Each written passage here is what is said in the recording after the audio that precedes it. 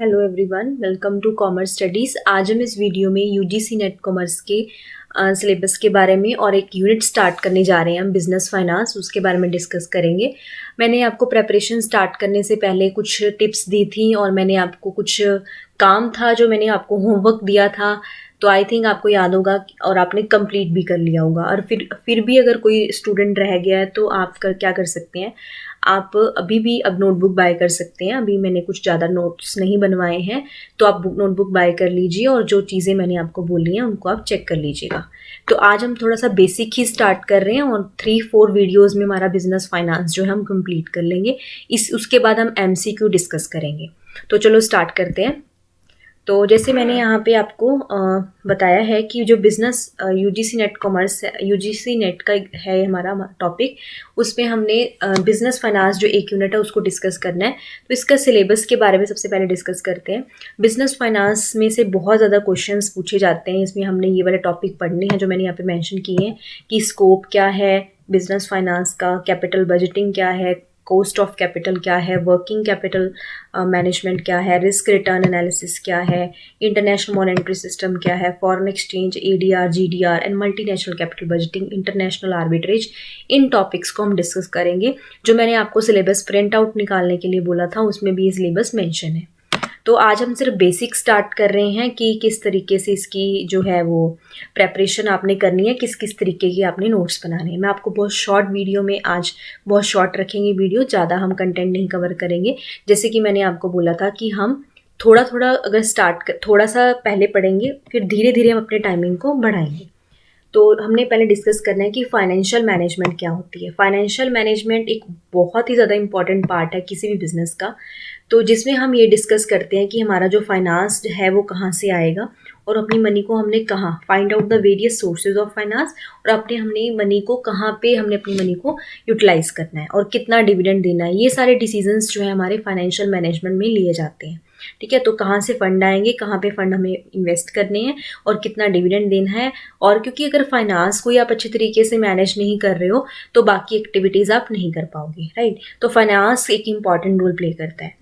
इसके अलावा आपको क्वेश्चन काफ़ी बार एग्जाम में पूछा जाता है कि ऑड वन आउट जैसे होता है उस तरीके से, कि कौन कौन से फाइनेंशियल डिसीजन होते हैं। मेनली 3 डिसीजन होते हैं फाइनेंशियल मैनेजमेंट में: investment decision, dividend decision and financing decision.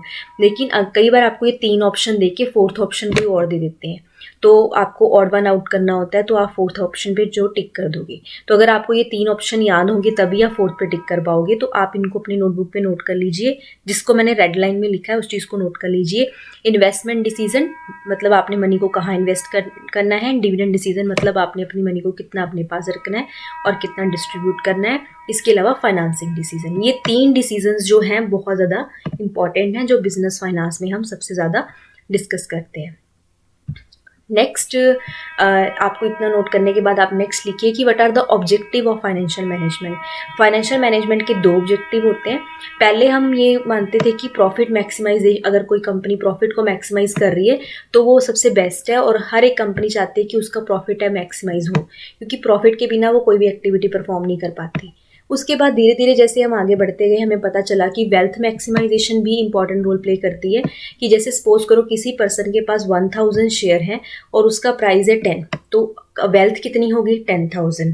But अगर उसी शेयर का प्राइस बढ़ जाए 12 हो जाए तो वेल्थ कितनी होगी 12,000। तो हर एक कंपनी अपने शेयर के प्राइस को इंक्रीज करने पे फोकस करती है ताकि उसकी जो वेल्थ है वो बढ़ पाए, राइट। तो वेल्थ मैक्सिमाइजेशन, उसके पहले प्रॉफिट पे फोकस करते थे, फिर वेल्थ पे फोकस करने लग गए। अब आपको यहाँ पे इस तरह का क्वेश्चन पूछ सकते हैं कि वेल्थ कैसे मैक्सिमाइज होगी। अगर प्राइस ऑफ शेयर इंक्रीज होगी तो वेल्थ मैक्सिमाइज होगी, राइट। तो इस तरीके से आपने मेन की पॉइंट्स नोट कर लेने हैं, राइट। नेक्स्ट अगर हम डिस्कस करें तो कुछ लोग थे जिन्होंने प्रॉफिट मैक्सिमाइजेशन के फेवर में बात की और कुछ थे जिन्होंने प्रॉफिट मैक्सिमाइजेशन के अगेंस्ट भी बात की। तो पहले हम फेवर में और अगेंस्ट में दोनों ही पॉइंट्स को डिस्कस करेंगे। तो इनके बारे में हम डिस्कस करें। जस्ट वेट अ मिनट, हम यहाँ पे थे ना, argument in favour of profit maximisation. तो कहते बहुत सारे लोगों ने ये बोला कि प्रॉफिट मैक्सिमाइज करना ज़रूरी है क्योंकि ये मेन एम होता है। और सेकंड मैंने लिखा प्रॉफिट एक पैरामीटर है जिसके बेसिस पे बिजनेस को जज करते हैं। बहुत सारे लोगों ने ये माना कि रिस्क कम होता है अगर प्रॉफिट ज़्यादा होगा। इसके अलावा सोर्स ऑफ फाइनेंस है, अगर प्रॉफिट होगा तो हम उसको री इन्वेस्ट भी कर सकते हैं अपने ही बिजनेस में। तो एक तरह से हम अपनी मनी को दोबारा से अपने बिजनेस में लगा सकते हैं। इसके अलावा क्या है कि आप सोशल नीड्स को तभी फुलफिल कर पाओगे अगर आपके पास प्रॉफिट है। अगर आपको कहीं आप चाहते हो कि अपनी मनी को कहीं इन्वेस्ट करूं या अपनी मनी को कहीं मैं सोशल सर्विस करूं, तो अगर आपके पास प्रॉफिट होगा तभी कर पाओगे। तो इसीलिए बहुत सारे लोगों ने ये बोला कि ये सारे रीजंस हैं जिसकी वजह से हम बोल सकते हैं कि profit maximisation is a main aim of every business, right. तो अब जैसे मैंने आपको बताया कि कुछ अगेंस्ट भी थे कि प्रॉफिट मैक्सिमाइजेशन मेन एम नहीं है, कि उन्होंने बोला कि एम्बिग्यूटी का मतलब होता है कन्फ्यूजन है हमारे पास। हमें प्रॉफिट मैक्सिमाइजेशन की बात करें लेकिन कितना प्रॉफिट या प्रॉफिट में क्या चीज़ को इंक्लूड करना है इसमें हम नहीं कंसीडर करते, ठीक है। तो प्रॉफिट मैक्सिमाइजेशन मेन एम था लेकिन प्रॉफिट कितना प्रॉफिट ये टर्म क्लियर नहीं है। इसके अलावा जब हम प्रॉफिट मैक्सिमाइजेशन की बात करते हैं तो हम टाइम वैल्यू को नहीं कंसीडर करते, टाइम वैल्यू को इग्नोर करके चलते थे। तो आपको ये क्वेश्चन आ सकता है कि कौन से ऑब्जेक्टिव में हम टाइम वैल्यू को इग्नोर करते हैं और कौन से में लेते हैं। तो प्रॉफिट मैक्सिमाइजेशन के हम केस में हम टाइम वैल्यू ऑफ मनी को इग्नोर करते थे, जबकि हम वेल्थ मैक्सिमाइजेशन में इसे कंसीडर करते हैं। इसके अलावा इग्नोर द रिस्क फैक्टर, इसने रिस्क फैक्टर को भी इग्नोर किया। और इसके अलावा डिविडेंड पॉलिसी, इसमें यहाँ पे मैंने एक लाइन लिखी है, the impact of dividend policy on market price is not consider, ठीक है। तो आपको क्वेश्चन पूछ सकते हैं कि कौन से प्रॉफिट मैक्सिमाइजेशन में या वेल्थ मैक्सिमाइजेशन में डिविडेंड पॉलिसी का जो मार्केट प्राइस जो इम्पैक्ट है उसको नहीं देखते हैं। तो इसमें नहीं देखा जाता, नॉट कंसीडर, राइट। तो इस तरह के क्वेश्चन पूछ लेते हैं कि टाइम वैल्यू किस में कंसीडर की जाती है, किस में नहीं की जाती, और क्या कहते हैं उसे कि रिस्क फैक्टर किस में इग्नोर किया जाता है। तो इस तरीके के आपको अगर पॉइंट्स जो हैं वो नोट कर लेने हैं। तो आपने अभी तक नोट किया होगा कि फाइनेंशियल मैनेजमेंट के 3 वो पॉइंट्स आपने नोट कर लिए होंगे कि 3 डिसीजन होते हैं। उसके अलावा आपने प्रॉफिट मैक्सिमाइजेशन क्या है, वेल्थ मैक्सिमाइजेशन के बारे में मैंने आपको बता दिया। नेक्स्ट अब हम डिस्कस कर रहे हैं कुछ पॉइंट वेल्थ के फेवर में थे। वेल्थ के फेवर में क्या थे कि हाँ, वेल्थ जो है वो बहुत ज़्यादा इंपॉर्टेंट रोल प्ले करती है। कहते हैं हर एक पर्सन चाहता है कि उसकी वेल्थ इंक्रीज हो, ठीक है। Interest, owner of the interest and shareholder को प्रोटेक्ट करते हैं।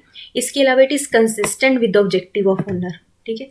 कहते हैं अगर owner objective of the owner economic welfare, it is consistent with the objective of owners economic welfare. इसके अलावा कोई भी बिजनेस लॉन्ग टर्म में अगर सर्वाइव करना चाहता है तो उसका मेन ऑब्जेक्टिव वेल्थ मैक्सिमाइजेशन ही होना चाहिए, ना कि प्रॉफिट मैक्सिमाइजेशन। अगर वेल्थ मैक्सिमाइज होगी तो प्रॉफिट ऑटोमेटिकली उस वेल्थ से हम जनरेट कर सकते हैं, राइट। तो लॉन्ग टर्म सर्वाइवल के लिए हमें वेल्थ ज़रूरी है। इसके अलावा रिस्क फैक्टर को भी हमने कंसीडर करना है। रिस्क फैक्टर और टाइम वैल्यू भी इसमें कंसीडर किए जाते हैं। अब यहाँ पे देखो ये डिस्क्रिमिनेशन हो गया।